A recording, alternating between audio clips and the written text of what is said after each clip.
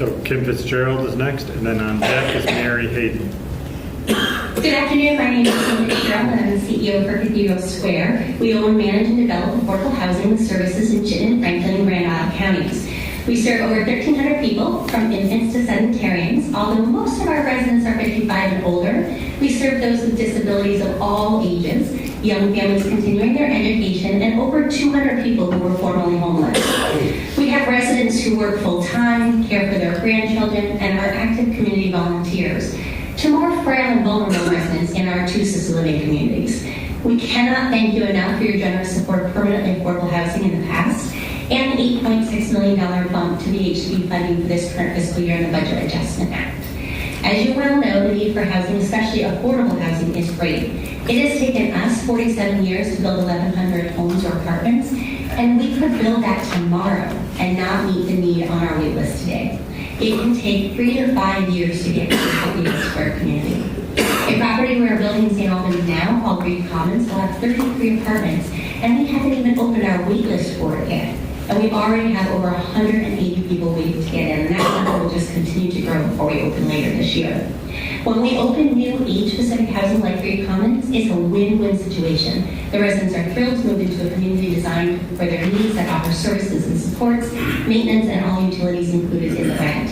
In many cases, it frees up their single-family home where they raise their children. Some in 2, 3, 4, even 5 bedrooms that can now be sold to families. The housing is built ready to go, no waiting. In closing, please support the governor's recommended full base funding for VHB, and please understand we need $40 million more for VHB to help solve the housing crisis. We've been at this for almost 50 years, and like all the other nonprofit housers, we transfer lives and create communities for the long term. Do not let up on this critical funding now. Thank you. Thank you very much. Next is Mary Hayden, and on deck is Chelsea Levis. Is here okay? Yes. Oh, please. Thank you. Hi, good afternoon. Mary Hayden from the Vermont Association of Area Agencies on Aging. We're here again this year to ask for funding for Meals on Wheels. We thank the legislature for providing $1 million in funding 2 years ago for the first time. And last year by adding Meals on Wheels to the global commitment on health and in the Medicaid funding, that total amount is up to $2.3 million. We're seeking an additional $2 million this year, and including, if appropriate, we would support the legislature reaching the total of $4.3 million by increasing the Meals on Wheels global commitment to health demonstration waiver amount for Meals on Wheels. We also, along the lines of nutrition, also support the Vermont Food Bank's request for for $5 million total in next year's budget. There's a small state-funded grant to support caregivers for those with dementia.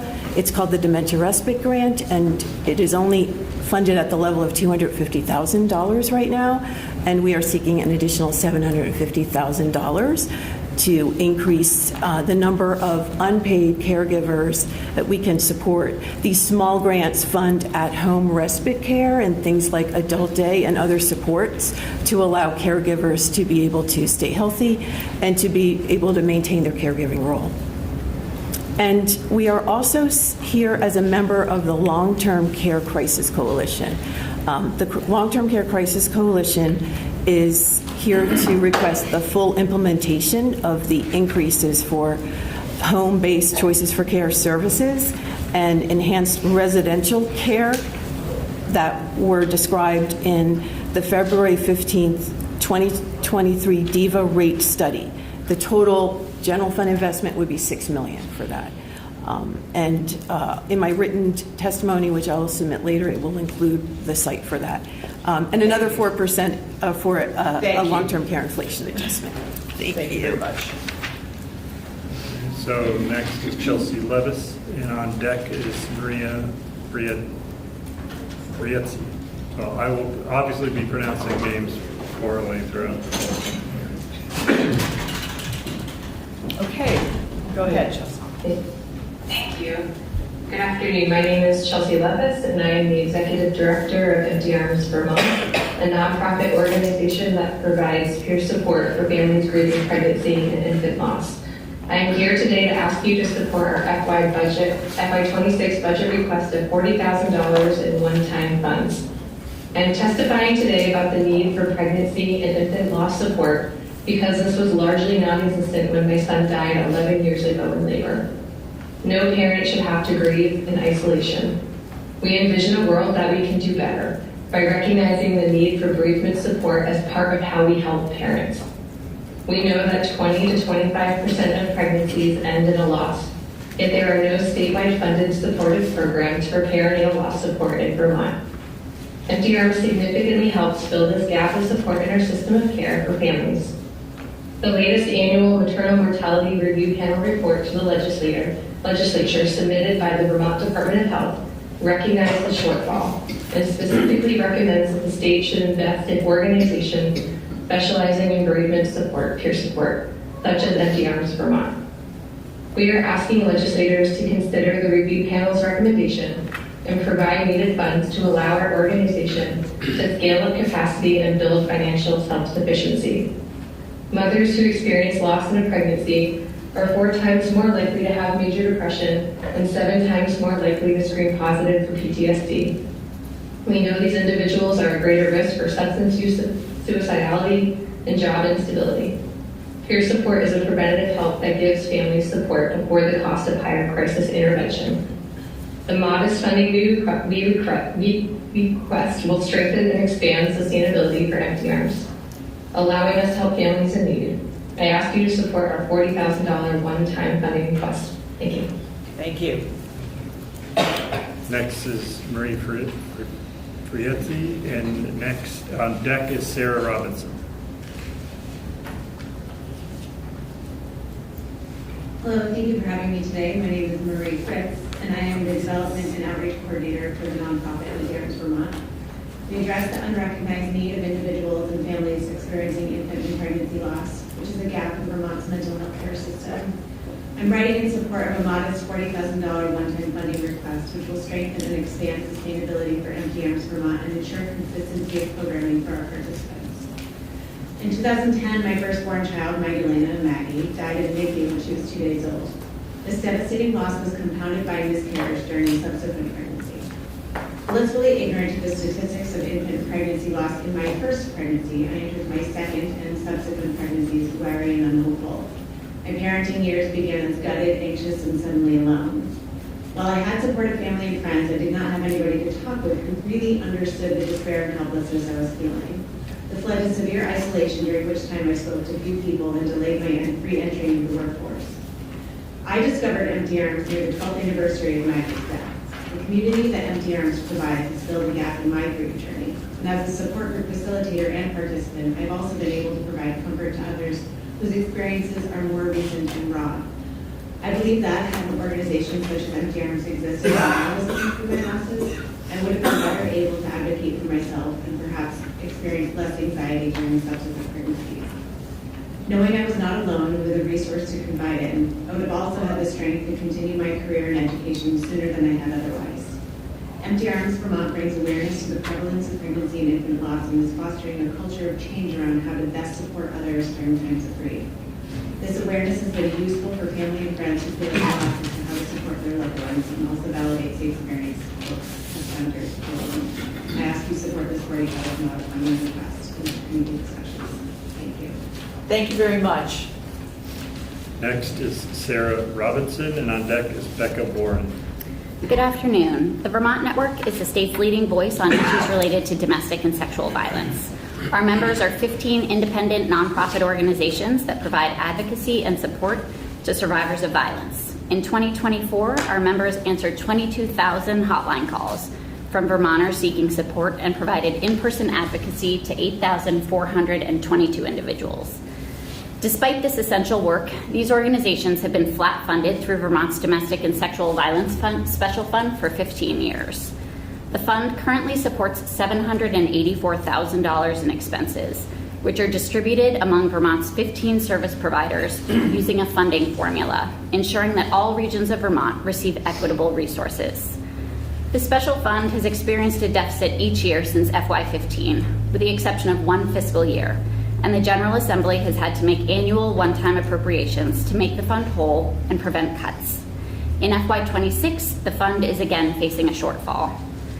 Combined, the Vermont Network and our member organizations rely on $12 million in federal funds. For some member organizations, these funds represent 90% of their total budgets. Our field has been uniquely impacted by the shifting federal landscape, and other states have already experienced cuts and layoffs at rape crisis and domestic violence shelters. This uncertainty threatens the promise that we make to Vermonters that there will be access to services 24 hours a day in every community in our state. The Vermont Network has two requests for this year's budget. First, we estimate that the special fund must eventually support $5 million in expenses annually. We're seeking a blend of general fund dollars and other revenues to meet this need and ask for an initial investment of $1.2 million in base funds. Second, we request that the legislature create a contingency fund for domestic and sexual violence organizations for use if federal funds are eliminated. Thank you. Thank you. Next is Becca Warren, and on deck is Mahala Largent. Go ahead, Beck. Okay, thank you. Good afternoon. My name is Becca Warren. I'm the manager of the Vermont Food Security Roadmap Coalition, and I live in Heartland. Thank you for the opportunity to testify today and highlight budget requests that will keep us on the road to food security for all who live in Vermont. You may be aware of the Vermont Food Security Roadmap to 2035. This is a document that was requested by the legislature, supported by the Agency of Agriculture and the Department of Health, and then developed out of the experience and opinions of hundreds of Vermonters. And these Vermonters and our Roadmap Coalition believe that food security can and should be achieved for everyone who lives in Vermont. And the Roadmap helps us see a day when hidden hunger no longer exists in our communities, and our farms are thriving, and we are prepared for emergencies. We are on the road to that day, and the following budget requests from the Food Security Coalition keep us on the road. So please support the Vermont Food Bank with $5 million to ensure responsive readiness in emergencies and support food purchase and distribution. Please appropriate $20 million for the Farm Emergency Fund. Please fully fund the Land Access and Opportunity Board. Please convert $332,000 in one-time state funding for Vermont 211 into base funding. And please increase public investment in Crop Cash Plus and Farm Share to $500,000 in base funding. We appreciate your leadership, and we know that with your leadership, our collective action to be food secure will be successful. Thank you again. Thank you very much. Next is Mahala Largent, and on deck is Megan Payut. Hi, my name is Mahala Largent. I am a mother, a resident of Vermont, and a survivor of domestic violence. I'm here to speak in support of a $1.2 million investment in Vermont's Domestic and Sexual Violence Special Fund to provide the essential services of Vermont's domestic and sexual violence organizations. In 2022, my husband made homicidal threats toward my kids and me. I told him I was taking the kids shopping and left. I went to my friend's house, and we went out for lunch. The table tent at the restaurant was honoring Domestic Violence Awareness Month. I sat there staring at it and realized for the first time it was about me. That night, I called the crisis hotline at Circle, Washington County's domestic and sexual violence organization. They listened, made sure I was safe, and helped me make a plan. An advocate helped me file for a relief from abuse order and sat with me through 3 court sessions. As soon as the protection order expired, he became violent again during a visit with the kids. I met with advocates at Circle and a lawyer from the Vermont Network to discuss what to do. I took my kids and what we could load into a truck in 3 hours and left. I had no time to prepare or save money, no home, no job. I felt completely terrified. I thought that once I got away, the crisis was over. In reality, it has taken years of support to break free from the violence and rebuild my life. Circle has been with me every step of the way. I've called Circle's crisis hotline dozens of times. I've attended Circle support groups since 2022. I've accessed emergency housing, and once it was safe to return to Vermont, I accessed support for a deposit for permanent housing. I've even gotten food and toilet paper from Circle. I've used their holiday gift tree, so my kids didn't go without holiday gifts. I can't imagine how I would have managed without this support, and every survivor in every Vermont community, now and in the future, deserves that same support. Please preserve these essential services. Thank you. Thank you. Next is Megan Polite, and on deck is Jennifer Stratton. I may. Hello. Hi. Hello, thank you. My name is Meg Polite. I'm the Policy Director for the Vermont chapter of the Alzheimer's Association, and I'm a member of the Long-Term Care Crisis Coalition, and I'm here to ask you to invest in home and community-based care that so many Vermonters rely on to grow with dignity, respect, and independence. The Long-Term Care Crisis Coalition represents more than 200 providers and organizations who deliver nursing home level of care in homes and communities. We're united as a sector responsible for caring for some of Vermont's sickest and most vulnerable. Vermonters with Alzheimer's and all other dementia represent a large portion of those who are served through this network. Almost 13,000 Vermonters over the age of 65 are diagnosed with Alzheimer's, but that number grows when you add in those who are undiagnosed, those with other forms of dementia, and those under 65. Vermont has the third oldest population in the nation and the largest percentage of older people living in rural communities. Home and community-based services are an integral part of our health system and are much less costly than hospitalization. But without funding, they're shrinking and closing at a time when demand is growing. The Department of Health reports approximately 38% of Alzheimer's and dementia hospitalizations are preventable. Investing in home and community-based services is vital if we want to reduce unnecessary emergency room visits and our overall healthcare spending. I was shocked that the governor's budget proposal did not include any increases in funding for long-term care providers and communities that accept Medicaid to care for our most vulnerable Vermonters as they age.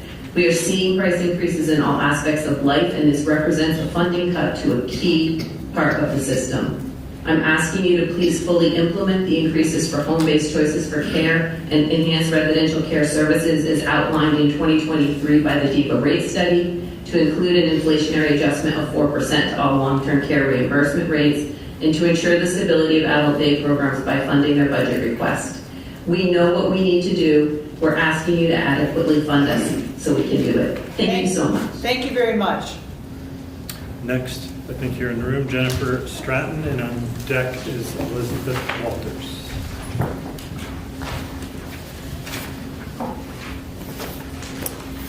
Hello, my name is Jennifer Stratton, and I have the great privilege of being the CEO at Lamoille County Mental Health Services. We're located in Morrisville, Vermont. We're a designated agency providing mental health and developmental services. Thank you for the opportunity to testify today. I'm here to advocate for a 6.2% Medicaid rate increase for designated and specialized service agencies, which is crucial to providing vital services to vulnerable Vermonters. First, I want to thank the legislature for your ongoing support for Vermonters' health and well-being, especially your commitment to rate increases for our agencies. Your support helps ensure that critical services remain available to those who need them most. Like other designated agencies and specialized services agencies, we are facing significant staffing shortages. It's not a matter of finding qualified, passionate staff.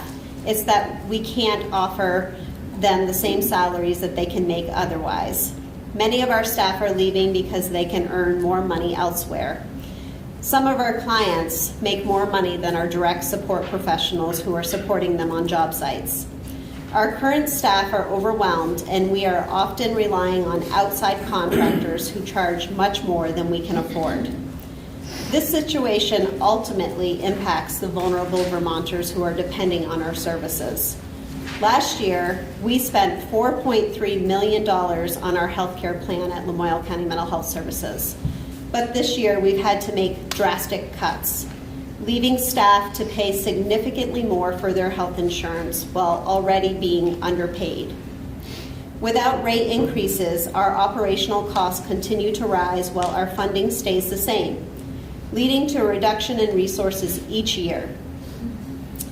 Medicaid rate increases have not kept up with the pace of the Consumer Price Index, and we are facing a growing funding shortfall. Jennifer, I have to cut you off here, so it's your 2 minutes. If you haven't already submitted your whole testimony, please submit it. Okay. Okay? Thank you you very much. Next on Zoom is Elizabeth Walters, and on deck is Kate Lanford. Good afternoon, my name is Elizabeth Walters. I'm the Executive Director of the Mountain Support Services located in Lamoille County and providing services throughout northern Vermont. I'm here to advocate for 6.2% Medicaid rate increase for designated and specialized service agencies. This increase is vital to our ability to provide the essential services that keep Vermonters safe, healthy, and living in their communities. I want to express our deep appreciation for your ongoing support of Vermonters' health and welfare. Your dedication helps ensure that the essential services we provide are available to those who need them the most. The aging parent who wants to stay at home following a dementia diagnosis, the young adult with autism who, with some supports, can go on to live an independent life, the mother of 3 recovering from a stroke, all of these people rely on the DA and SSA network for the support that they need. We appreciate that you recognize the critical role these agencies play. Increases in Medicaid rates have not kept pace with the rising costs, so our funding has not kept pace with cost of living or the cost of service provision. This makes it extremely difficult for us to retain, to recruit the qualified staff that Vermont families rely upon to provide care to their loved ones. I also want to stress that when people go without the services that we can provide, they are much more likely to experience preventable crises, including unnecessary emergency department visits, hospitalization, homelessness. In conclusion, I urge you to support the requested 6.2% increase. These funds will allow our strong network of local provider agencies to continue to meet the needs of some of Vermont's most vulnerable and will reduce the need for much more costly emergency response services. I thank you for your time and attention today. Thank you very much. Next on Zoom is Kate Lamper, and on deck is Lauren Glenn Davidian. Linda Fair, and I'm the Chief Clinical Services Officer at HCRS, the designated agency covering Windsor and Wyndham counties, and the lead agency working with DMH and other designated agencies to operate enhanced mobile crisis across Vermont. At HCRS, we are extremely proud of the high-quality, community-based services we provide. I am here today to advocate for a 6.2% Medicaid rate increase for designated and specialized service agencies like ours, and for improved access to safe and affordable housing. I want to thank you for your past support. It has truly made a difference. However, we need continued investment to sustain the critical services we provide to Vermonters with complex needs. The 6.2% increase will ensure we can recruit and retain staff, maintain service quality, and meet the increasing needs of our communities.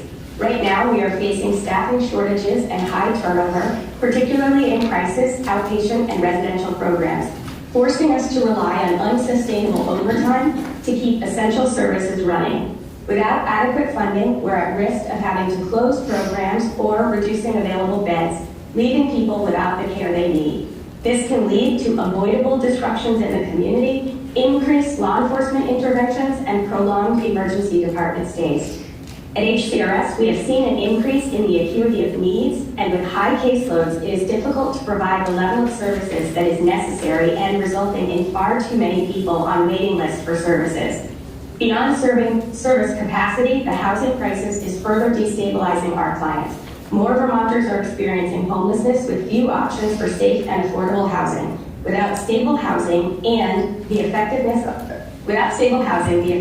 of our services is compromised. To support Vermonters in living safely and successfully in their communities, they need both sustainable services and safe housing. A Medicaid rate increase of 6.2% is essential to assuring we can continue to delivering vital mental health, substance use, and developmental services. Thank you so much for your time. Thank you. Next is Lauren Glenn, and on deck is Margaret Walsh. Good afternoon. Lauren Glenn Davidian. I'm the Public Policy Director for CCTV Center for Media and Democracy. Thank you so much for this opportunity to testify. I'm here representing Vermont Access Network, which is seeking $1.35 million in base funding included in the Secretary of State's budget. Vermont Access Network is a nonprofit organization and network of 24 community media centers excuse me, that are providing community media services, including coverage of public meetings, media literacy programs, coverage of events, and connecting community members through archives, training, and keeping the wheels of democracy turning. We were first established in 1984, and we provide community media services all across the state, not just within cable service territories. We employ about 150 folks across the state. We produce collectively 18,000 hours of programming that serves the needs, communication and information needs of the state. And just to put a fine point on the fact that we serve beyond the cable service territories to all across the state, we had 1.3 million views on YouTube last year. So people are watching and people are utilizing our services in all corners of Vermont. We were very fortunate to receive $1 million this year in the base budget. We've worked with the Secretary of State to identify a 3-year funding glide path, which essentially is required because cable revenue is declining very rapidly while our services are increasing. And we determined that $1.35 million would be appropriate for this year. $1.3 million was included in the governor's budget, and we're hoping that you will include the $1.35 in your FY2026 budget deliberations. Thank you very much, and of course, you can rely on us to provide any more information that you need at any time. Thank you very much. Thank you. Next, we'll hear from Margaret Walsh, and on deck is Elizabeth Gilman. Go ahead. Hi, my name is Margaret Walsh, and I serve as the Director of the Parent-Child Center at Northwestern Counseling and Support Services. I'm here today to advocate for the increased funding for the Parent-Child Center Network and to emphasize the critical role PCCs play in supporting Vermont's children and families. First, I'd like to express my gratitude to the legislature for its ongoing commitment to parent-child centers. Positive early childhood experiences are central to the overall health of our state, and it's evident that this legislature values and invests in the people doing this essential work. To ensure we can sustain and strengthen prevention-based supports and services, we are requesting to secure $500,000 from the Tobacco Settlement Fund for the base funding of the PCC Integrated Grant to allow PCCs to consistently and comprehensively provide tobacco cessation referrals, education, and support for pregnant people and families with young children to ensure infants and young children are not exposed to secondhand smoke. Investing in smoking cessation funding for young children and families has far-reaching benefits, leading to drastically improved public health outcomes. Exposure to tobacco smoke, both direct and secondhand, has been linked to numerous health risks, including respiratory infections, asthma, and low birth weight. By providing smoking cessation resources, education, and support, we can help expectant parents and caregivers quit smoking, create healthier environments, and reduce the likelihood of chronic health conditions in children. Reducing tobacco use among parents will improve overall family well-being by decreasing hospital visits, lowering healthcare costs, and promoting longer, healthier lives. Supporting parent-child centers is an investment in Vermont's future. PCCs serve as vital primary prevention and early intervention resources, strengthening families, improving health outcomes, and ultimately reducing long-term costs across healthcare and social services.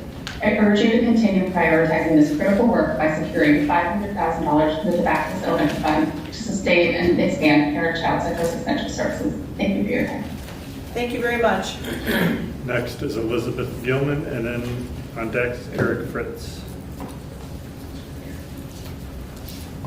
Good afternoon. My name is Elizabeth Gilman, and I'm the Executive Director for the United Ways of Vermont and Vermont 211. Vermont 211 is a free, confidential, statewide information referral system that serves all Vermonters with connection to health and human services. We support the state of Vermont in times of emergencies and disasters. We provide after-hours emergency housing for the Agency of Human Services. We're part of the Vermont Food Security Roadmap and support many nonprofits with their work through connection to services, our database work, and data. Vermont 211 is the most efficient and effective system that Vermont has to ensure Vermonters across the state can get the information they need. A strong 211 is critical at all times, but especially in times of crisis or disaster. There is $1.3 million in base funding for Vermont 211 in the governor's FY2026 budget. We require $1.6 million to continue our current operations, including 24/7 services. We request $332,000 in supplemental funding to bring that amount to our true operating costs. I thank you for your time and for your ongoing support of Vermont 211. Thank you very much. Next, Eric Fritz, and on deck is Johanna Grafenried. It's even more embarrassing if you know the person and you don't know. Okay, go ahead, Eric. My name is Eric Fritz. I am the Executive Director of Scotland House Adult Day Services and the President of the Vermont Association of Adult Day Services, also known as VADS. Adult Day Centers provide a safe, supportive environment where people can come during the day and receive a range of professional, health, social, and therapeutic services, as well as a nutritious meal and valuable social interaction. Adult Day Services also provide respite, support, and education to family members and caregivers. We are greatly appreciative when the legislature increased our Medicaid reimbursement rate to $25 an hour. While this increase assisted with our ability to offer our staff higher wage, we still struggled with staff recruitment and retention in the current competitive market, not to mention the continued ever-present inflationary impact on all of our overhead costs. The majority of adult day participants rely on choices for care. Under Medicaid rules, a provider can only be paid when services are provided.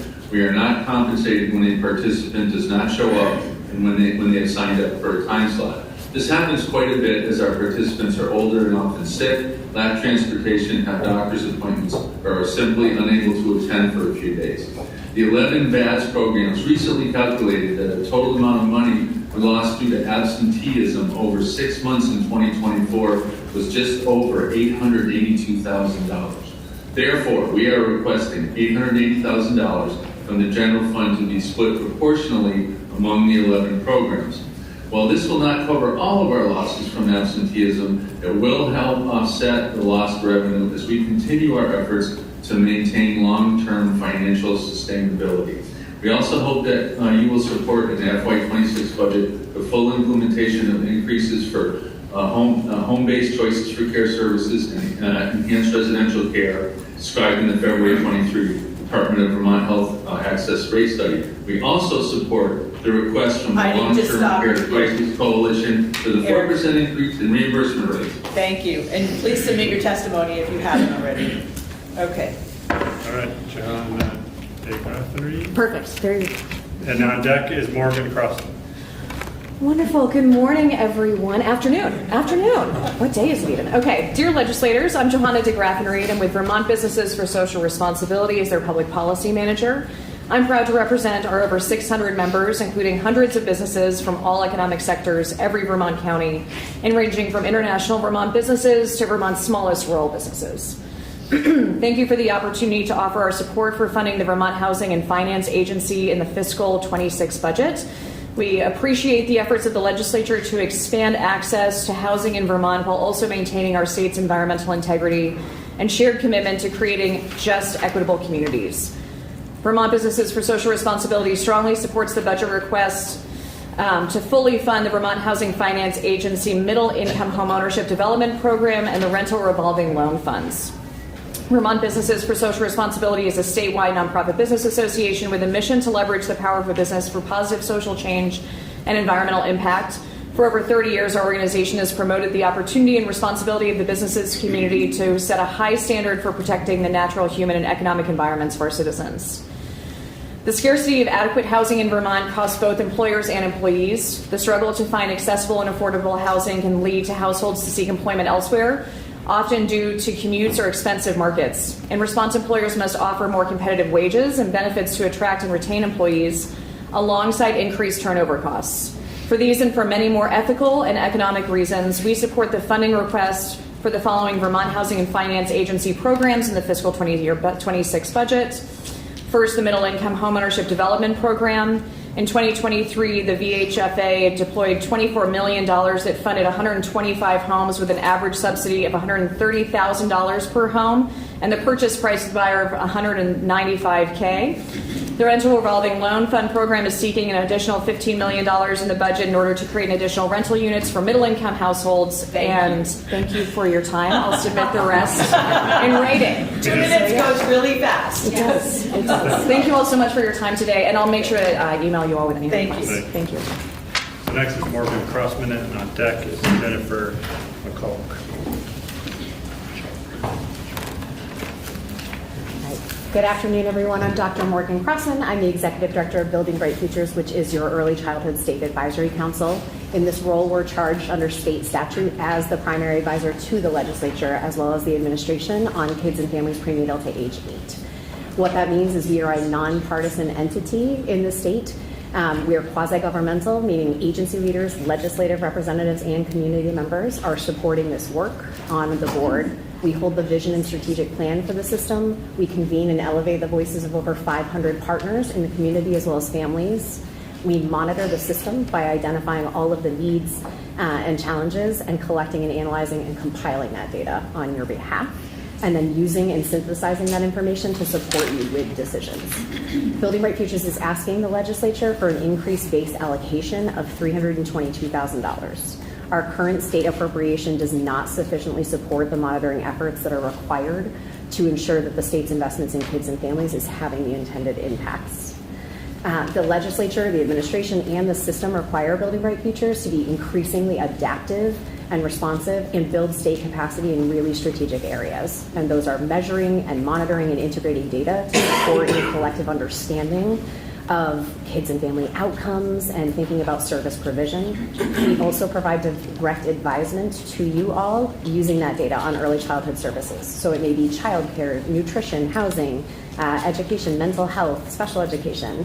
We also build capacity for and coordinate early childhood policy with all members of the administration who support and serve kids and families. Most importantly, we support accountability for the system and for you all to say, okay, how do we make sure that we're doing what's best for kids and families? It's more important than ever to ensure that every dollar we're spending is having the intended impact, and you've entrusted us with this monitoring role for kids and families. So this increase to our base allocation will allow us to respond efficiently and effectively. Thank you. Thank you. Next, Jennifer Mitchell, and then on deck is Emma Perales. Hi, my name is Jennifer McCulkey. I live in Ludlow, and I am the responsive nurse at the Springfield Area Parent Child Center in Springfield, Vermont. We serve 23 communities in our catchment area. I am here to help secure $500,000 from the Tobacco Settlement Fund for the base funding of the integrated grant to allow parent-child centers to consistently and comprehensively provide tobacco cessation referrals for pregnant people and families with young children, as well as education and support to ensure infants and young children are not exposed to the secondhand smoke. As a home visiting nurse, I work diligently to enhance the health of the families that I work with. If I am able to help pregnant women and mothers to stop smoking and or vaping, ripple effect will be healthier for their children, therefore decrease in premature births, low birth weights. There will be less ear infections, less asthma for older children. The effects for these women will also include less heart disease, lower blood pressures, less lung cancers, and respiratory diseases for themselves, which in turn would result in healthy parents being able to care for their children. In addition, they will be modeling healthier life choices, which in turn may help their children to not smoke and or vape when they are older themselves. I thank you for your time, and I hope my testimony helps to secure $500,000 from the Tobacco Settlement Fund for the base funding of the integrated grant. Thank you very much. Thank you. Next, we'll hear from Emma Paredes, and on deck is Tom Donahue. Good afternoon. My name is Emma Paradise. I'm the Manager of Policy and Strategic Initiatives at Common Good Vermont, a statewide program of United Way of Northwest Vermont.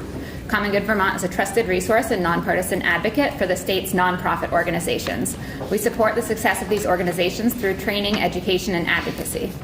More than 6,400 nonprofits provide services, good jobs, and civic engagement that makes our community stronger. Nonprofits employ 1 in 5 Vermont workers and generate over $10 billion in revenue per year to the economy. These nonprofits, many of whom you've heard from today, address basic human needs as well as provide vibrancy to our communities. As of July 1, 2024, the state of Vermont had over 6,000 active grants totaling more than $2.7 billion. A significant portion of these funds are awarded to nonprofit corporations delivering critical services and investments on behalf of the state. Common Good Vermont seeks $226,000 in state funding to fill a gap in technical assistance, workforce development, and grant and contract support for the sector that will create efficiencies for both nonprofits and the state. Through this partnership with the state of Vermont, Common Good will grow our offerings to support emerging sector needs, expand access to programming, and increase the capacity of nonprofits with straight grants and contracts. Program specifics are outlined in my written testimony. Common Good Vermont provides services for Vermont nonprofits akin to those provided to businesses by the SBA, yet we currently do not receive any public funding. Our funding request aims to address this gap at a time when nonprofits, our state, and the communities we serve are navigating the impacts and uncertainty of unprecedented federal funding and policy changes. We request that the Appropriations Committees consider a grant of $226,000 in FY2026 to support this critical work at this time. Thank you very much. Thank you. Next is Tom Donahue, and on deck is Delania Norton. Thank you. My name is Tom Donahue. I'm CEO of Vermont Community Action, serving Rutland and Bennington counties, and a member of the statewide Vermont Community Action Partnership. VCAP is requesting $15.8 million in HOP grant funding in the FY26 budget to support homelessness prevention services across the state. Homelessness is preventable. The state of Vermont can make the choice to help people find shelter, services, and eventually security. Meeting people's basic needs, having strong supports and services that are accessible to all, and nurturing connections community-wide are our strongest tools for ensuring communities are safe, healthy, and strong. VCAP's homelessness prevention program establishes ongoing personal relationships with people facing homelessness and ensure that they can count on nuanced assistance customized to their specific needs and to their unique path for permanent housing and economic security. VCAP's request includes $1.35 million in support of the recruitment, retention, and expansion of our overworked and under-resourced frontline team members. VCAP's request also was an increase of $1 million to support direct financial assistance for people facing homelessness. And this kind of short-term, one-time, and often very simple support helps people retain their housing and avoid falling into homelessness. Direct financial assistance can help with short-term back rent, first and last month's rent, security deposits, and a new place to live, including utility deposits, debt reduction, transportation to employment, moving costs, and other cheap interventions to help people stay housed. Investing in this kind of support is exponentially cheaper than in kinds of intervention that become necessary when people become unhoused. Again, VCAP is requesting $15.8 million in HOP grant funding in the FY26 budget to support homelessness prevention services across the state. We also ask that you support the FY26 budget requests of the Housing and Homelessness Alliance of Vermont, of which we are members. Thank you for this opportunity to discuss.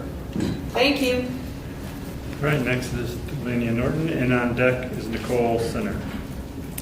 Good afternoon, everyone. My name is Delana Norton, and I am the Executive Director of Champlain Community Services in Colchester, Vermont. Thank you for the opportunity to testify today. Champlain Community Services is a specialized service agency that supports Vermonters with developmental disabilities, autism, and older adults who wish to age in their community rather than in a nursing home setting. Before my tenure as an executive director, I spent many years working in 2 different designated agencies in Vermont. I am here today to advocate for the 6.2% Medicaid rate increase for the designated agencies and the specialized service agencies. The 6.2% is a $13,950,000 request of the general fund. This increase is essential to sustaining vital services for vulnerable Vermonters. Our system of care provides critical treatment and support, and we are grateful for the rate increases over the past several years. These increases have helped our workforce recruitment and investment in technology and innovative support models. However, despite these efforts, our workforce remains stretched thin. In the past years, we've experienced a 50% turnover rate among our service coordinators, and we continue to struggle to hire the necessary direct support professionals since the pandemic, just at CCS. The primary challenge is wages. We operate in a highly competitive job market in Chittenden County, and the cost of living and inflation drives potential employees to seek higher paying jobs. A 6.2% Medicaid rate increase is essential to ensuring that agencies like CCS can continue to provide support to Vermonters with disabilities and remain in their communities and enjoy a higher level of care. Thank you for your time today. Thank you very much. Next is Nicole Sinner, and on deck is Liz Ginge. Nicole is not on Zoom, so you may need to skip. Okay, we'll skip Nicole for now. And next would be Liz Ginge, and on deck is Jill Mazza Olson. Thank you. Good afternoon. Thank you for hearing my testimony today. My name is Liz Genge. I'm the SASH director at Cathedral Square. Cathedral Square is a nonprofit housing developer serving older adults and individuals with diverse needs in Chittenden, Franklin, and Grand Isle counties. We have 27 communities, including 2 assisted living residences. We also created support and services at home in 2009 and administer the model statewide in 140 affordable housing communities. SASH embeds a full-time community health worker and a part-time wellness nurse where people live. I urge you to support the gap year funding for SASH, which is included in the governor's recommended budget. This is necessary because the all-payer model ends at the end of this year. So today I'm here to also seek the addition of funding for the successful pilot program based on SASH, but translated to include families and their children, called SASH for All. We are currently in year 3 of this pilot with the Brattleboro Housing Partnerships and Wyndham Windsor Housing Trust impacting 250 Vermonters and their families. The key benefits to SASH for All include preventing homelessness, improving health, reducing social isolation, and fostering positive neighborhood connections. Some outcomes include improved preventative health and 19 prevented evictions. Unfortunately, the governor's budget didn't include funding for the continuation of the pilot, despite our positive outcomes. We're ready to expand the pilot to serve approximately 1,200 more people across the state in areas with the highest need in Bennington, Brattleboro, Rutland, Central Vermont, Burlington, and the Kingdom. It will cost $400,000 continue the existing pilot and $2 million to expand around the state. Importantly, without the $400,000, the pilot will end and the participants in Brattleboro will lose their services. Thank you. I extend my gratitude to the legislature and for your time. Thank you very much. So next is Jill Mazza Olson, and on deck is Mary Kate Molman.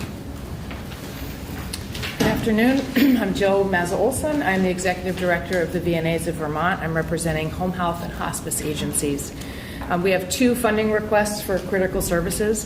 The first is to bring medical home health rates, or Medicaid rates, up to 90% of Medicare rates. They are currently at about 67%. This is a $1.2 million general fund ask. So these are the nurses, physical therapists, occupational therapists in the home, usually after a hospitalization. Second, we're asking that you bring at-home choices for care rates up to cost, as outlined in the DEVA rate study of 2023. So this is about $2.2 million and is part of that larger request you've been hearing about from the Long-Term Care Crisis Coalition. So those are the services we provide for older and disabled Vermonters in their homes, things like bathing, dressing, meals. These services reduce healthcare. Wow, I can't talk today. They reduce healthcare costs now, not in the future, right now. Nearly everyone in these services would either be stuck in a hospital bed or need a facility bed. So when we take care of them at home, we are saving the system money in the short term, immediately, right now. Home health and hospice has almost no private insurance. We're totally reliant on government payers. And we used to have enough Medicare funding to manage Medicaid shortfalls. We no longer do. We've had Medicare cuts. We have a lot of beneficiaries moving to Medicare Advantage.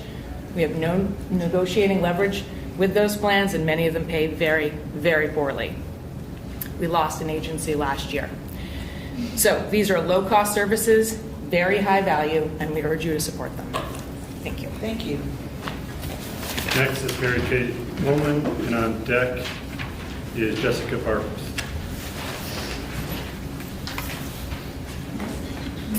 Good afternoon. Thank you. Thank you for the opportunity to testify on behalf of Vermont's federally qualified health centers and to discuss their financial hardships. My name is Mary Kate Molman. I am Director of Vermont Public Policy at Bi-State Primary Care Association. Today we are asking for an appropriation of $5 million in state funding to bring FQHC Medicaid rates up more in line with the cost of providing care to Medicaid enrollees. FQHCs are an integral part of Vermont's healthcare system, providing primary care, mental health, substance use disorder treatment, oral health, and food access services to 1 in 3 Vermonters in every county in the state. They often bridge that last mile for those with the greatest barriers to care. However, this presence and these points of access are at risk. Due to chronically insufficient rates, every FQHC in Vermont is financially fragile. Every single one is looking at making difficult budget decisions. For example, 2 of our FQHCs have each had to close a site recently. And I want to reiterate, this is all Vermont FQHCs. They're all struggling financially. Some have less than 20 days cash reserve on hand. Others are quickly drawing down their cash reserves every month and are asking how long they can keep doing it. Earlier today, I heard a couple say 20 months. Furthermore, these calculations have not factored in the loss of the Medicare Blueprint funding or the One Care Vermont all-payer population health funding. FQHCs have been very creative in figuring out how to make their thin margins work, but that capacity is coming to a limit, and they need investment in comprehensive care. Last year, the Congressional Budget Office calculated that increased spending for FQHCs led to reduced spending overall because FQHCs provide lower cost, high value care. If without this investment, we risk rising rates of expensive ED and inpatient stays. Thank you. Thank you very much. Next is Jessica Barkus, and on deck is Kurt Broderson. Good afternoon. My name is Jessica Barkus. I am the Vice President of Public Affairs for Planned Parenthood of Northern New England. PPN&E proudly serves nearly 16,000 Vermonters across our 7 health centers, as well as statewide through our telehealth program. Every day, people turn to us for compassionate, high-quality, and affordable reproductive and sexual health care, including wellness exams, birth control, STI treatment and testing, cancer screenings, vasectomy, abortion care, gender-affirming care, and essential primary care services. No one is turned away based on their ability to pay, and 54% of our patients have low incomes. Last year alone, we provided $1.3 million in free and discounted care to Vermont, a significant increase from $802,000 the previous year. We are requesting a modest state investment of $85,000 to be added to increase Medicaid rates for family planning codes. Medicaid provides an enhanced federal match rate of 90/10 for family planning services, meaning that the federal government would be covering 90% of this increased rate, turning this $85,000 state investment into $850,000 for Vermonters' health care. Access to family planning services strengthens entire communities. They empower individuals, support families, and create a healthier, more economically stable Vermont. We deeply appreciate the dedication of the legislature in ensuring everyone who calls Vermont home can have access to the care that they deserve. This is more than a financial investment, it's an investment in the health, dignity, and future of Vermonters. Thank you for your time. Thank you. Next is Kurt Broderson, and on deck is Sam Main. Hi, my name is Kurt Broderson. I am the Executive Director of Middlebury Community Television, and I'm President of VAN, the Vermont Access Network. Thank you for the opportunity to testify today. Please support the Vermont Access Network with $1.35 million in base funding through the Secretary of State's FY2026 budget. As directed by the legislature last year, VAN has worked with the Secretary of State's office to make a 3-year plan for funding. Your support allows us to continue to record and maintain archives of public meetings, keeping Vermonters informed and engaged in the democratic process.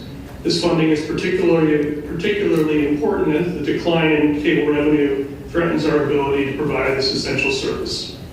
I ask you to please support the Vermont Access Network with $1.35 million in funding through the Secretary of State's office.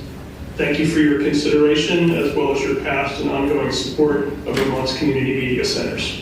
Thank you. Thank you. Extra points for being the quickest. Next is Sam Main next, and then on deck is Mandy Fisher.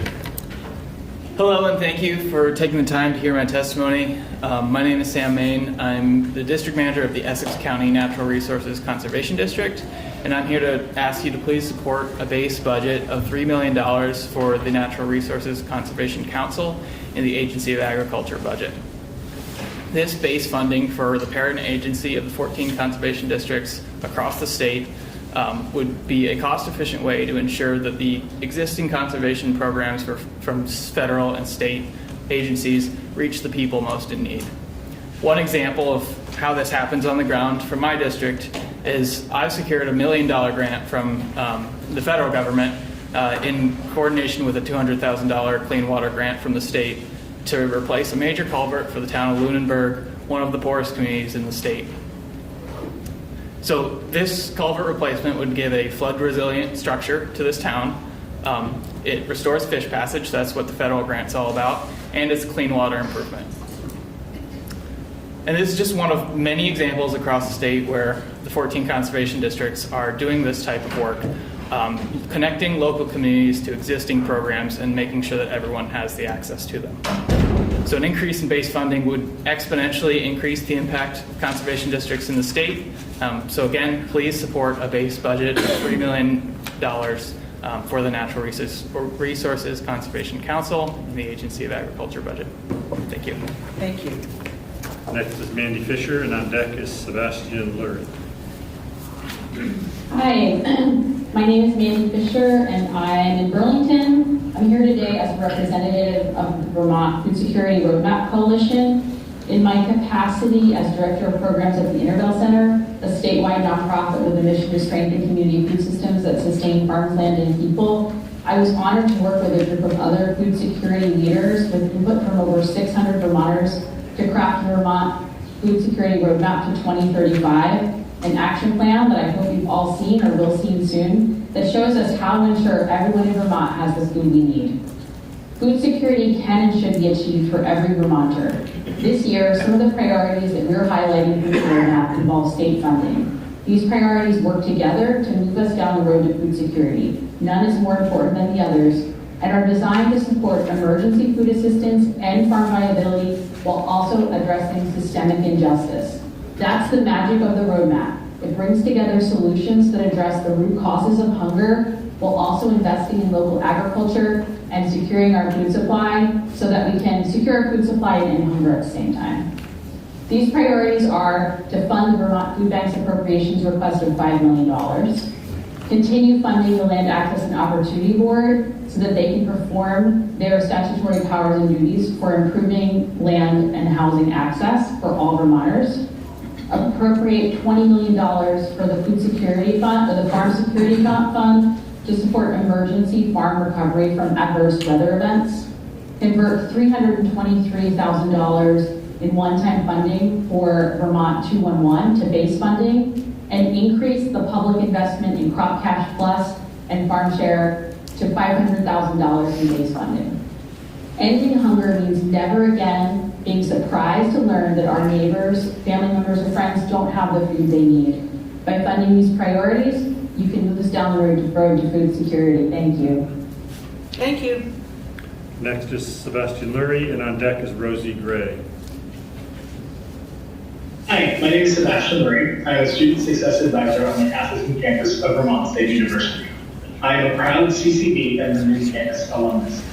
I come from a low-income house and was a first-generation student. I watched all three of my sisters fall in engineering. I saw my mother go back to school as an adult to get her associate's degree from CCB. We even took a college math course together. I married a graduate of the BSN program here at Castleton. To be able to give back to students in the same system that helped shape me and my family is a powerful opportunity that I do not take lightly.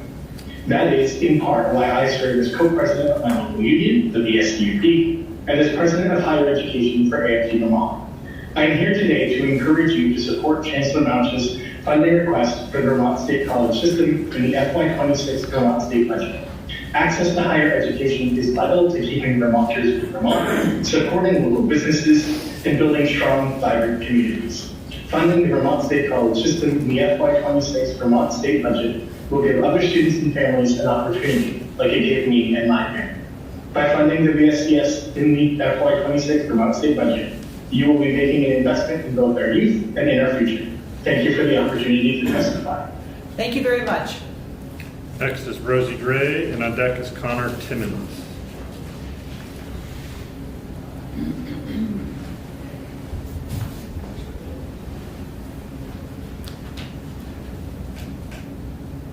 We're just waiting. Rosie's on Zoom, so I think you're welcome to sit. Good afternoon. I'm Rosie Gray from East Calais, Vermont, and I'm an accredited financial and microbusiness counselor for Capstone Community Action.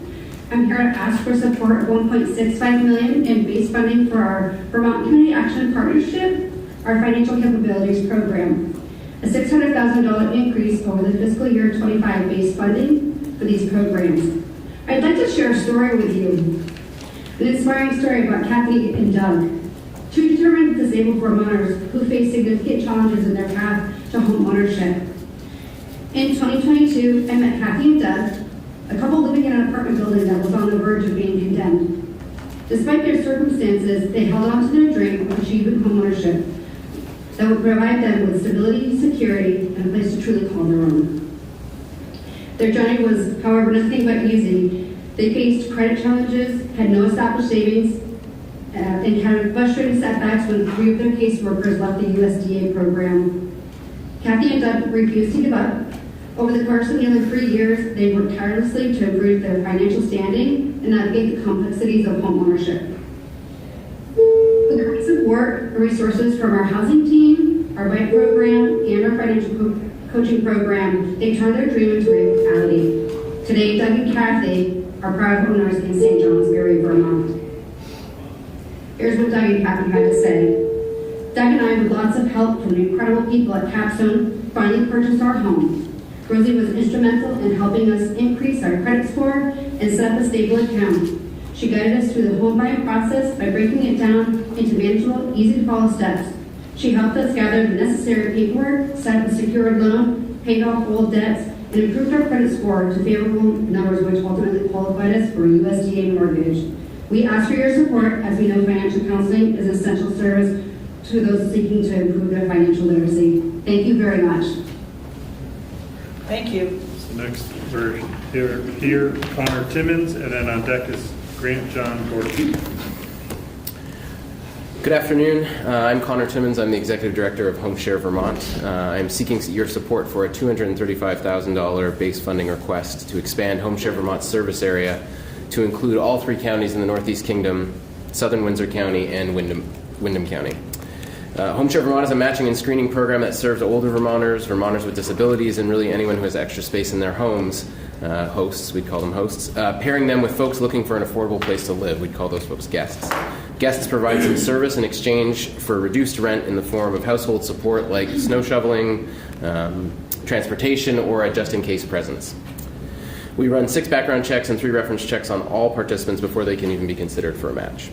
Our expansion plan involves sharing case managers from local partner organizations rather than creating new full-time equivalent positions and setting up new offices across the state. This way, trusted local organizations will be able to expand the services they offer, while Home Share Vermont will cover the training, hourly costs, and also ensure a baseline of quality that is up to the standard that Vermonters expect from us. We began testing this model in fiscal year 23 with the Thompson Senior Center in Woodstock, Vermont, and the lessons we've learned from that experience are already helping us set up our next expansion. Simply put, this growth model allows us to do a lot with a little bit of funding. We expect to confirm our service provision partners in the coming months, both in the Northeast Kingdom and in Southern Vermont, so we're ready to move as soon as we hear from the state. Expanding home share services statewide has been suggested by lawmakers for years and has most recently been singled out as a strategy for supportive living in Vermont's Age Strong plan. We are pleased to be ready to move closer to that goal in fiscal 26. For the past 42 years, Home Share Vermont has been a national and indeed international leader in the home sharing movement, and that's something that Vermonters should be proud of. We are anxious to leverage our experience and expertise to help Vermonters wherever they are needed, and that certainly includes the Northeast Kingdom, Windsor County, and Windham County. Thank you so much for your time. I look forward to discussing the details of this plan with you in the coming days. Thank you very much. So next is Grant John Gordon. Is he in the room? I know, but it's Says not on Zoom, Zoom. but Not on Zoom. not- Okay, we'll continue. We'll just, So maybe they'll circle back to Grant John. Emmanuel Salmahan.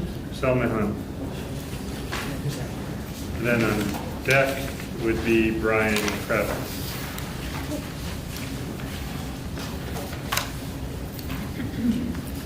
Good afternoon. Thank you for listening to me today. My name is Emmanuel Soumeillon. I am the Food and Nutrition Program Coordinator at Capstone Community Action in Barrie.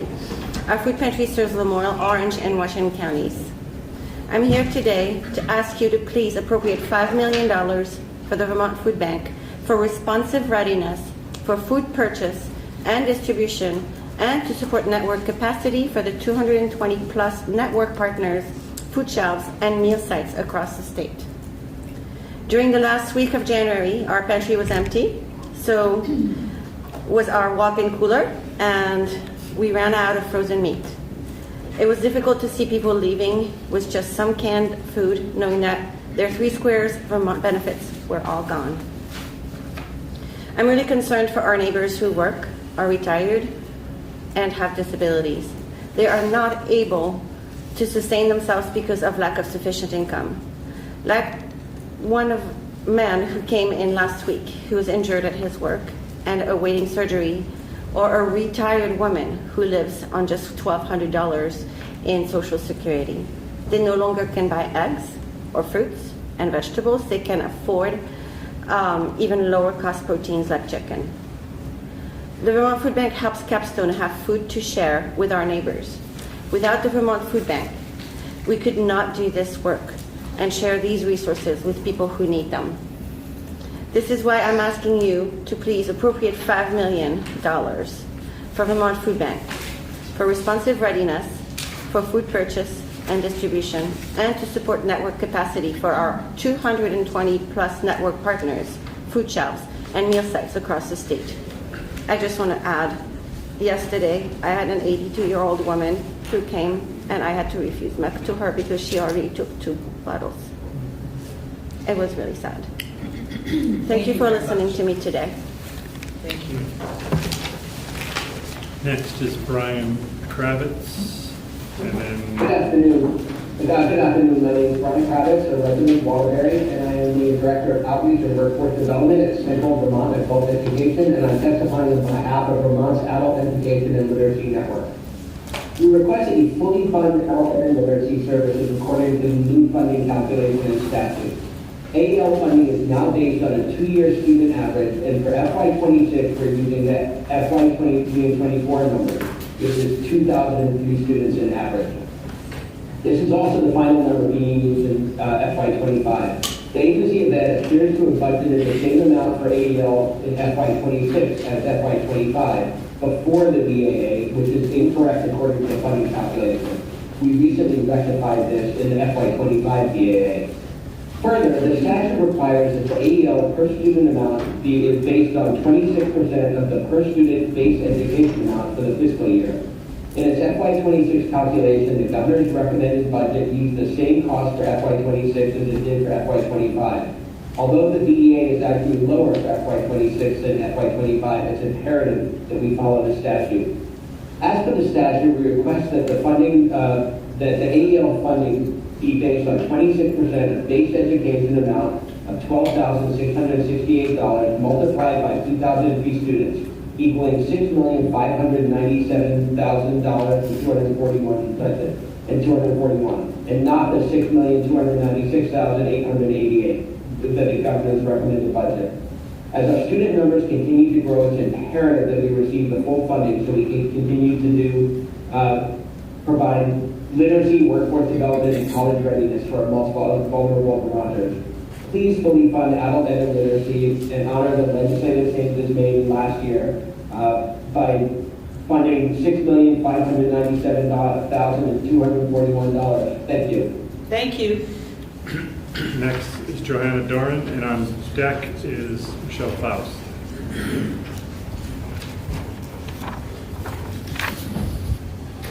Hello, thank you for having me here today. My name is Joanna Doran. I live in Winooski, and I'm the local food access director with NOFA Vermont, where I oversee the Crop Cash Plus and Farm Share programs. I'm here to ask you to please support $500,000 in base funding to strengthen Vermont farm viability and address food security by sustaining these proven programs, Crop Cash Plus and Farm Share. The Crop Cash and Farm Share programs provide financial assistance to low-income Vermonters to buy fresh food from their local farmers. We are grateful to have received $300,000 in one-time funding in FY25 for Crop Cash and Farm Share, which has allowed us to successfully maintain increased food security while directly supporting Vermont farmers. We need continued funding so that these proven programs can keep leveraging federal and philanthropic funds and continue supporting low-income Vermonters and farmers alike. In 2023, we were able to offer an expansion to Crop Cash called Crop Cash Plus, which gave money to low-income Vermonters to purchase meat, eggs, dairy, and other food at their farmers markets beyond just the produce that Crop Cash supports. Farmers markets saw significantly more and new SNAP customers come to their markets, and the usage of the Crop Cash and Crop Cash Plus program about tripled from the previous year. This expansion brought a huge economic boost to our local farmers, and by expanding beyond produce, we were able to support about double the farmers that could receive income through this program and provided an additional $200,000 in farmer revenue. In the wake of inflation, more frequent flooding, and the end of pandemic-era supports, it's vital that the state invests in these programs. So once again, please support $500,000 in base funding for NOFA Vermont's Crop Cash Plus and Farm Share programs to strengthen farm viability and address food security. Thank you so much for your time. Thank you. Michelle Faust. And on deck is Carrie Ann Wolcott. Hello, I'm Michelle Faust, resident of Irisburg and Executive Director of Northeast Kingdom Learning Services. I'm here to advocate for the state to adhere to the amendments to 16 VSA Sections 945 and 4011 that were made during the 2024 legislative session to ensure full funding of the adult education and secondary credential program that governs the state's adult education and literacy services.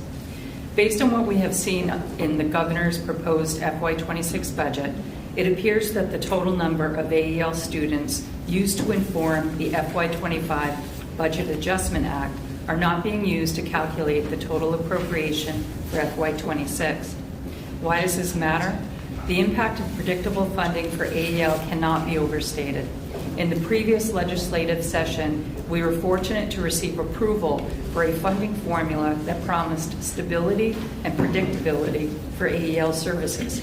This funding has allowed our organization to do critical work, attract and retain qualified staff, restore benefits, invest in high-quality instruction, and create workforce development initiatives. The predictable funding model that was approved last year has been a game changer for the AEL programs across Vermont. It allows us to plan for the future with confidence, knowing that we can continue to provide high-quality services and adapt to the needs of our students and our communities. We are asking you to honor the changes made to the AEL funding in the previous legislative session and ensure that AEL programs are fully funded in FY26. The funding is not just a budgetary line item. It is a direct investment in the future of Vermont's workforce and the success of our adult learners. It's about continuing the vital work of building a stronger, more resilient workforce for Vermont. Thank you. Thank you very much. Is Carrie Ann Wolcott on Zoom? No? Okay, so we'll skip. And not in the room, I guess. Carrie Ann, no. So Candace Gale is next, and on deck would be Lauren Weston.